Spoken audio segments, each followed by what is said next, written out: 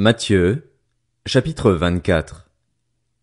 Jésus sortit du temple et, comme il s'en allait, ses disciples s'approchèrent pour lui en faire remarquer les constructions. Mais il leur dit, « Vous voyez tout cela? Je vous le dis en vérité, il ne restera pas ici pierre sur pierre, tout sera détruit. » Il s'assit sur le mont des Oliviers.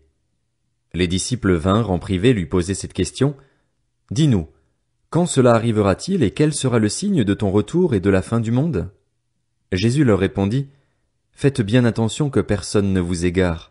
En effet, beaucoup viendront sous mon nom et diront, « C'est moi qui suis le Messie », et ils tromperont beaucoup de gens. Vous entendrez parler de guerre et de menaces de guerre. Ne vous laissez pas effrayer, car il faut que toutes ces choses arrivent. Cependant, ce ne sera pas encore la fin. Une nation se dressera contre une nation et un royaume contre un royaume, et il y aura en divers endroits des famines, des pestes et des tremblements de terre. Tout cela sera le commencement des douleurs. Alors on vous livrera à la persécution et l'on vous fera mourir. Vous serez détestés de toutes les nations à cause de mon nom. Beaucoup trébucheront alors, et ils se trahiront, se détesteront les uns les autres. Beaucoup de prétendus prophètes surgiront et ils tromperont beaucoup de gens. À cause de la progression du mal, l'amour du plus grand nombre se refroidira, mais celui qui persévérera jusqu'à la fin sera sauvé. Cette bonne nouvelle du royaume sera proclamée dans le monde entier pour servir de témoignage à toutes les nations. Alors viendra la fin. C'est pourquoi, lorsque vous verrez l'abominable dévastation dont a parlé le prophète Daniel établie dans le lieu saint, que celui qui lit fasse attention, alors que ceux qui seront en Judée s'enfuient dans les montagnes, que celui qui sera sur le toit ne descende pas pour prendre ce qui est dans sa maison, et que celui qui sera dans les champs ne retourne pas en arrière pour prendre son manteau. Malheur aux femmes qui seront enceintes et à celles qui allaiteront durant ces jours-là. Priez pour que votre fuite n'arrive pas en hiver, ni un jour de sabbat, car alors la détresse sera si grande qu'il n'y en a pas eu de pareil depuis le commencement du monde jusqu'à présent et qu'il n'y en aura jamais plus. Et si ces jours n'étaient pas abrégés, personne ne serait sauvé.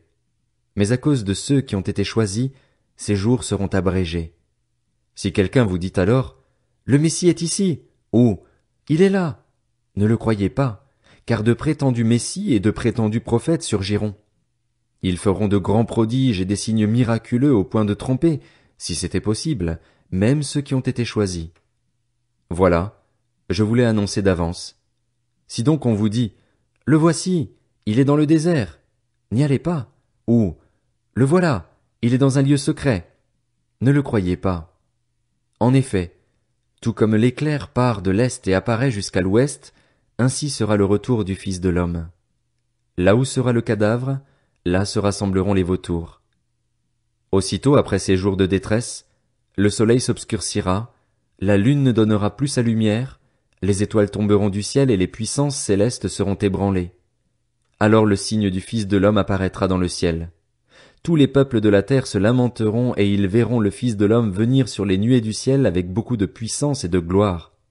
Il enverra ses anges avec la trompette retentissante, et ils rassembleront ceux qu'il a choisis des quatre coins du monde, d'une extrémité du ciel à l'autre.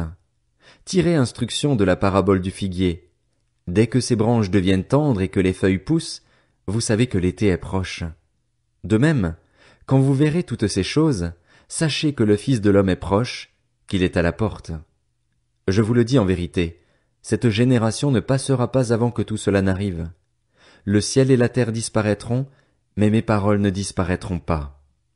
Quant au jour et à l'heure, personne ne les connaît, pas même les anges du ciel, ni même le Fils.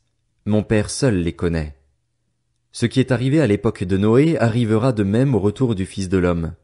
En effet, dans les jours précédant le déluge, les hommes mangeaient et buvaient, se mariaient et mariaient leurs enfants, jusqu'au jour où Noé est entré dans l'arche. Ils ne se sont doutés de rien jusqu'à ce que le déluge vienne et les emporte tous. Il en ira de même au retour du Fils de l'homme. Alors, 2 hommes seront dans un champ, l'un sera pris et l'autre laissé. 2 femmes moudront à la meule, l'une sera prise et l'autre laissée. Restez donc vigilants, puisque vous ignorez à quel moment votre Seigneur viendra.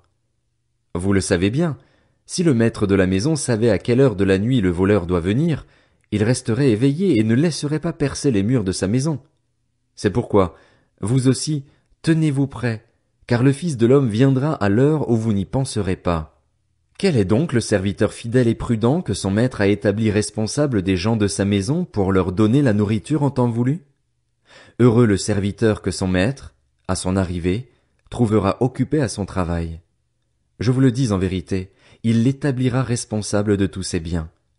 Mais si c'est un mauvais serviteur, qui se dit en lui-même, mon maître tarde à venir, s'il se met à battre ses compagnons, s'il mange et boit avec les ivrognes, le maître de ce serviteur viendra le jour où il ne s'y attend pas et à l'heure qu'il ne connaît pas. Il le punira sévèrement et lui fera partager le sort des hypocrites. C'est là qu'il y aura des pleurs et des grincements de dents.